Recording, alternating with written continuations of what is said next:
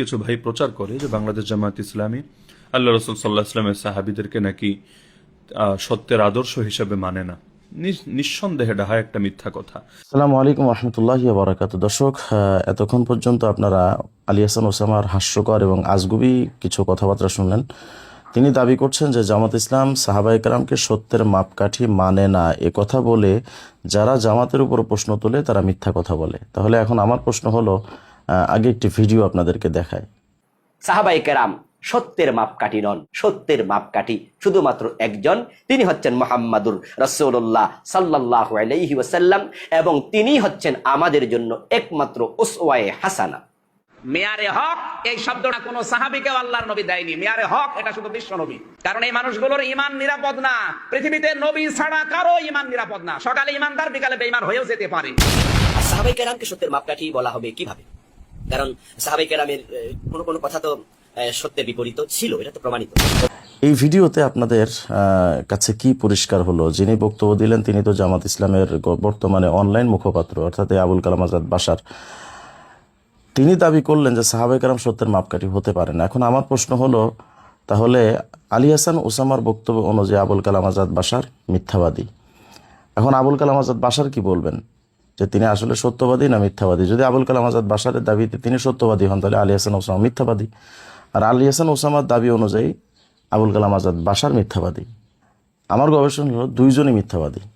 কারণ হলো, আলী হাসান ওসামা যে গঠনতন্ত্রটা দেখিয়ে তিনি বক্তব্যটা দিয়েছেন, সেই গঠনতন্ত্রের বাংলা ভার্সনটা আমার কাছে আছে, এবং যে এই গঠনতন্ত্রটা যেটাকে সামনে রেখে করা হয়েছে দস্তুরি জামাত ইসলামী হিন্দ, এটাও আমার কাছে আমার হাতে আছে।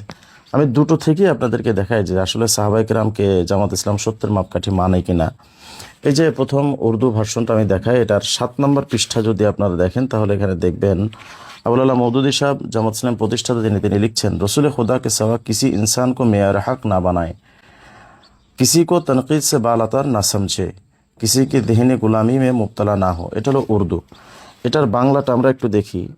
11 নম্বর পৃষ্ঠার 6 নম্বর পয়েন্টে তারা এটার অনুবাদ লিখছে এভাবে, মুহাম্মদুর রাসূলুল্লাহ সাল্লাল্লাহু আলাইহি ওয়াসাল্লামের জীবন চরিতকে কোরআনের বাস্তব ব্যাখ্যা এবং উহাকে সকল ব্যাপারে সত্যের একমাত্র মাপকাঠি মানিয়া লওয়া।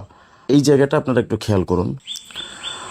অর্থাৎ এই পয়েন্টের মধ্যে শুধুমাত্র রাসূল সাল্লাল্লাহু আলাইহি ওয়াসাল্লামের জীবন চরিত্রকেই সত্যের মাপকাঠি হিসেবে মানা হয়েছে। তো হুজুর সাল্লাল্লাহু আলাইহি ওয়াসাল্লামের জীবনকে সত্যের মাপকাঠি, একমাত্র মাপকাঠি বলার অর্থটা কি? সাহাবায়ে কেরামকে তো এখানে স্পষ্টভাবে বাদ দিয়ে দেওয়া হলো। শুধু এখানে সাহাবায়ে কেরামকে সত্যের মাপকাঠি হিসেবে বাদ দিয়ে দেওয়া হয়েছে, বিষয়টা এমন নয়। বরং তারা আরও লিখছে, কিসি কো তনকিদ সে বালাতার না সমঝে, অর্থাৎ আল্লাহ তাআলা রসুল সাল্লাল্লাহু আলাইহি ওয়াসাল্লাম ব্যতীত আর কাহাকেও ভুলের ঊর্ধ্বে মনে না করা, কিসি কি দিহনি গোলামি মে মুবতলা না হো, কাহারও অন্ধ গোলামিতে নিমজ্জিত না হওয়া। অর্থাৎ এখানে শুধু সাহাবায়ে কেরামকে সত্যের মাপকাঠি হিসেবে বাদ দিয়ে দেওয়া হয়েছে, বিষয়টা এমন নয়। বরং সাহাবায়ে কেরামকে সমালোচনার ঊর্ধ্বে মনে করা যাবে না এবং তাদের জেহেনে গোলামিতে মুবতলা হওয়া যাবে না, লিপ্ত হওয়া যাবে না। এই সমস্ত দাবি করে স্পষ্টত তারা এটা বুঝিয়েছে যে শুধুমাত্র রাসূল সাল্লাল্লাহু আলাইহি ওয়াসাল্লামের জীবন চরিত্রটাই সত্যের মাপকাঠি, এর বাহিরে আর কোনো কিছু সত্যের মাপকাঠি নয়। অথচ সাহাবায়ে কেরাম সত্যের মাপকাঠি হওয়ার ব্যাপারে স্পষ্টত কোরআন শরীফে দলিল আছে। যদি আপনি সূরা বাকারা 13 নম্বর আয়াতটা দেখেন, আল্লাহ তাআলা স্পষ্ট করে বলছেন যে আমিনু কামা আমানান নাস, এই সাহাবা, এই ব্যাখ্যাটা তো শুধু আমার না, আলী হাসান ওসামা নিজেও ব্যাখ্যা করেছে। তাহলে তার বক্তব্য অনুযায়ী বোঝা গেল যে সাহাবায়ে কেরামের ঈমানটাকেই অন্যদের ঈমানের মানদণ্ড করা হয়েছে। সূরা বাকারার 137 নম্বর আয়াতটা দেখুন, সেখানে স্পষ্টত আল্লাহ পাক বলছেন, ফাইন আমানু বিমিসলি মা আমানতুম বিহি ফাকাদ ইহতাদাও, যদি হে সাহাবায়ে কেরাম এবং রাসূল তোমাদের মতো ঈমান যদি অন্যরা আনে তাহলে তারা নিশ্চিত হেদায়েতপ্রাপ্ত হয়ে যাবে। সূরা নিসার 115 নম্বর আয়াতটা দেখুন, স্পষ্টত বলা হচ্ছে, ওয়া ইউশাকিকির রাসূল মিন বাদি মা তাবায়্যানা লাহুল হুদা ওয়া ইয়াত্তাবি' গায়রা সাবিলিল মুমিনিন নুওয়াল্লিহি মা তাওয়াল্লা ওয়া নুসলিহি জাহান্নাম ওয়া সাআত মাসীরা।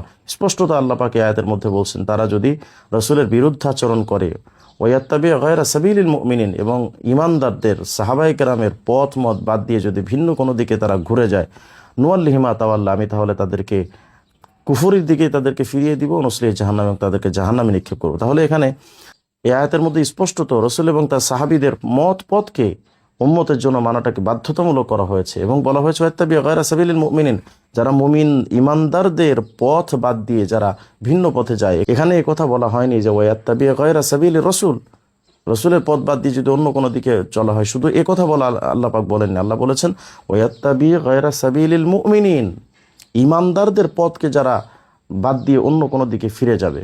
তাহলে এই আয়াতের মধ্যেও কি ইমানদারদের মধ্যে সাহাবায়ে কেরাম শামিল নন? ইমানদারদের প্রথম মেস্তাক তো সাহাবায়ে কেরাম।